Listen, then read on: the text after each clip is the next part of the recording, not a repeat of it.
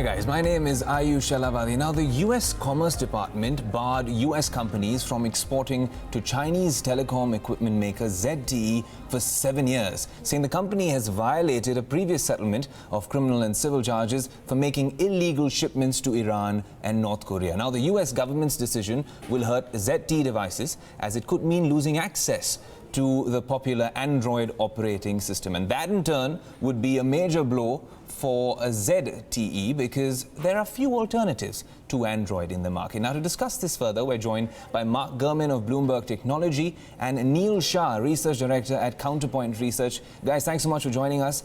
Neil, especially you, thank you for joining us from Shenzhen through Skype. Mark, I'd like to start with you. Is this a cause for concern considering ZTE smartphones run on Android? Is it a big blow for the Chinese company? Absolutely. This is a dagger right in the heart of ZTE. Any smartphone, in order to exist, needs to run an operating system, the software that's the core of it. On the iPhone, you have iOS. On ZTE phones and pretty much every other smartphone on the market, you have Android. Android is designed by Google in Mountain View, California, which obviously makes it a US technology being filed under the 7-year ban order.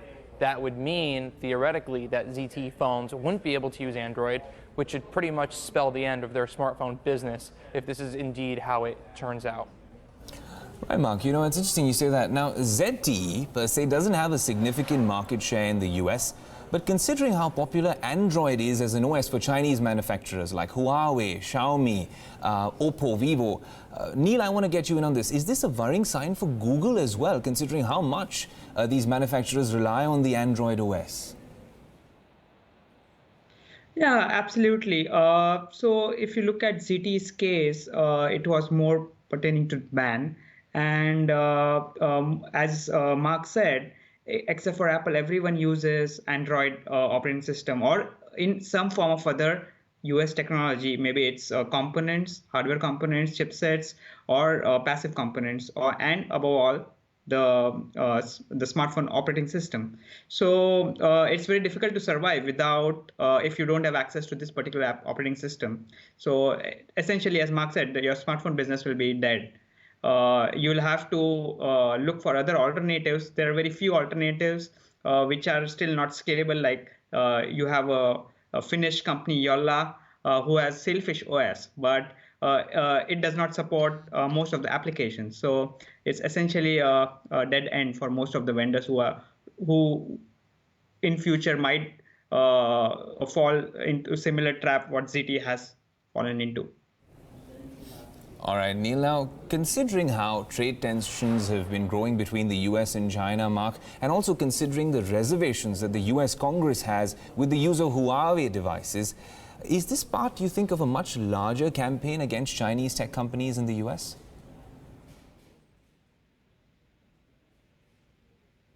Yeah, this is definitely a large campaign against technology companies, China-based, in the U.S. But you have to remember, stepping back to the Android and the ZTE situation, this isn't about U.S. companies. This hardly affects Google in any way. What it does affect is ZTE on a global scale. This ban doesn't only cover devices sold in the U.S., where ZTE has an extraordinarily slim market share, but this applies to all ZTE phones sold globally, and they all run Android. The bigger picture here is if this ban eventually extends to other phone makers. You've seen Huawei has been at the heart of this as well. Huawei is really what kicked off this whole conversation about Chinese tariffs, US tariffs, this entire situation that we've been talking about for the last several months. So if the US goes ahead and says, hey, Huawei and Oppo and Vivo and Xiaomi can't use US-based technologies either, that would be a big death blow to the entire ecosystem of Chinese phone makers, which have been growing in popularity against the Google Pixel phone, Samsung phones, and of course Apple's iPhone over the past few years or so. You know, Neil, that's an interesting point that Mark brought up, and I want to pull up a couple of quotes based on what he just said, especially what the chairman of the Federal Communications Commission, Ajit Pai, said a couple of months ago.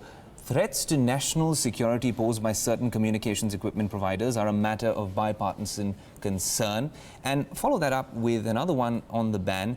Hidden backdoors to our networks in routers, switches, and virtually any other type of telecommunications equipment can provide an avenue for hostile governments to inject viruses, launch denial of service attacks, steal data, and more.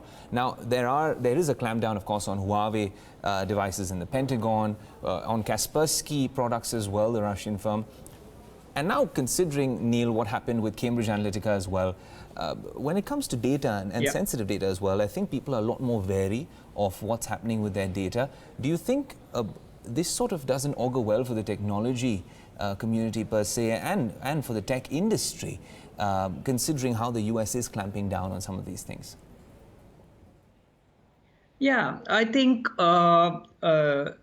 everyone will get burnt if you start a fire. If US has started this, it will definitely backfire to the US companies as well.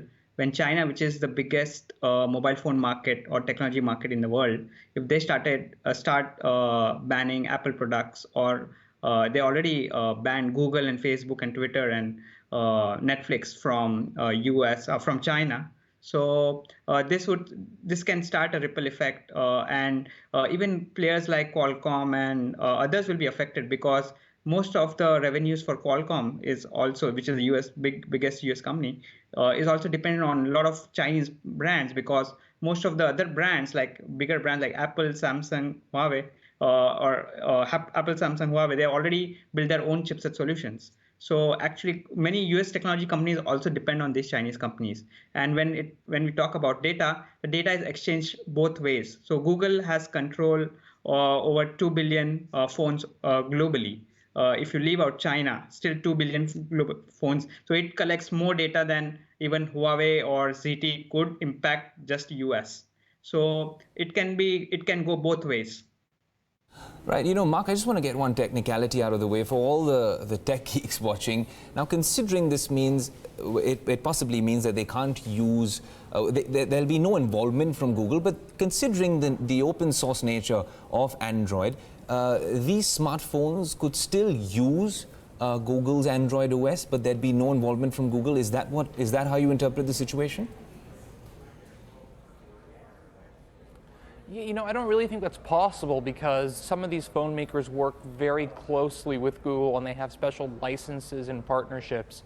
So if it comes down to it, what would happen is ZTE would lose their license from Google in order to run the Android operating system, which would mean it wouldn't get security fixes, it wouldn't get consistent software updates, it would cause lots of problems both for ZTE and its users. It would be somewhat of a way to mitigate the issue, but it's definitely not a long-term solution. And we're talking 7 years here, right? 7 years is an infinite amount of time, to be honest with you, in the technology landscape. This is a real problem for ZTE, and it really could spell the end for the company's entire business. Well, that's right, Mark. Neil, considering ZTE was in the news of late of being, the main Android Go partner in the US for Google, does this mean, obviously, that, they'd have to really wait on Android Go, or they'd have to find another partner in the US for this particular program? Because we've spoken about this, Neil, in India often, and how the Android Go program is panning out. But does this mean we'd have to, look at some sort of adjustments or changes in the US when it comes to this program? Yeah, absolutely. If you look at ZTE, it's the fourth largest smartphone brand in US. They have more than 10% market share, just behind Samsung, LG, and Apple. So if ZTE, the 10% market share is out of the picture, and most of the phones sold by ZTE in US are sub $100, which is the perfect category, perfect segment for Android Go. So they will have to either partner with other companies, and there are only few companies which play in that segment in US, which is either Coolpad or Alcatel TCL, but both are Chinese again, right? So there is a lurking hanging sword over there. So either Motorola is the only, but again, Motorola is also Chinese, right? So Motorola is another company which they could bank on, but all these three companies are Chinese, and there are not many companies which are certified with US operators and are into good sides of US operators and approved by US operators. So it will also end to Google's strategy for Android Go, at least for near to midterm in US. Mark, just as a last question, I want to figure this out from you because you've been tracking this space for a long time. Now, considering the sort of protectionist stance that we're seeing in the US when it comes to Chinese smartphone makers, and it's not just in the US actually, even in India, we see that people are a little wary sometimes when it comes to data, especially when it comes to sensitive data and using Chinese phones. How is it panning out, the market panning out in the US, considering the sort of response we saw for the iPhone 10, with how things are panning out with Samsung? OnePlus isn't that popular in the US per se. It's a big deal here in India. But now, considering this clampdown on Chinese smartphones, do you think there'll be, it'll lead to a much smaller market with just one or two pronounced leaders per se?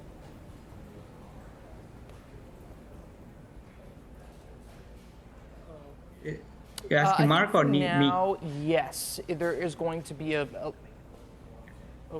Right, Mark. That's my last question to Mark. For Mark? Okay. I think for now what you're going to see is sort of whenever there is a big issue like this, you see a lot of people move all the way into the extreme direction, right? So I think for the next few months, even the next few years or so, we're going to see an extreme shift to the sense of there being an Apple-Samsung smartphone duopoly because of this. But, time has a way of healing things, and I think over time, eventually, you'll see the market rebalance. These issues will get figured out. I mean, there's no way that this will spell the end of all these Chinese phone makers through the end of time. Something will happen. People will reach a deal. There'll be something to fix this problem. It's just about when that happens. Absolutely, Mark. Thanks so much for joining us live. Neil, really appreciate you joining us live from Shenzhen as well. Guys, all of you watching, thanks so much for tuning in. But there's a lot more coming up on Bloomberg Quint, so stay tuned.